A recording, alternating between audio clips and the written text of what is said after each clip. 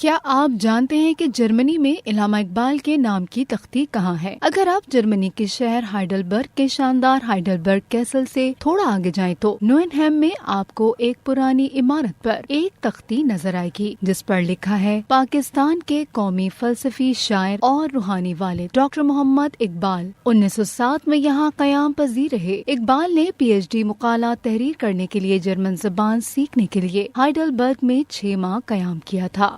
علامہ اقبال کی رہائش دریائے نیکر کے کنارے سڑک کی دوسری طرف واقع ہے۔ اقبال اسی گھر سے نکل کر سڑک کی دوسری طرف دریائے نیکر کے کنارے بیٹھا کرتے تھے۔ ڈاکٹر علامہ محمد اقبال کی اس رہائش گاہ کو شہر کی پارلیمنٹ نے 1996 میں ایک یادگار ورثہ قرار دیا۔ مفکر پاکستان نے انہی رومان پرور کناروں پر بیٹھ کر ایک نظم یعنی ایک شام دریائے نیکر ہائیڈلبرگ کے کنارے لکھی تھی، جس کا جرمن زبان میں ترجمہ کر کے اس کو یادگاری خطبے پر لکھ کر وہی نصب کیا گیا ہے۔ مشہور ہائیڈلبرگ نے اقبال کو اتنا متاثر کیا کہ انہوں نے اپنی جرمن استاد ایما کو لکھے گئے اپنے درجنوں خط میں سے ایک میں کہا کہ ان کا ہائیڈلبرگ میں قیام ایک خوبصورت خواب ہے جسے وہ دوبارہ دیکھنا چاہتے ہیں۔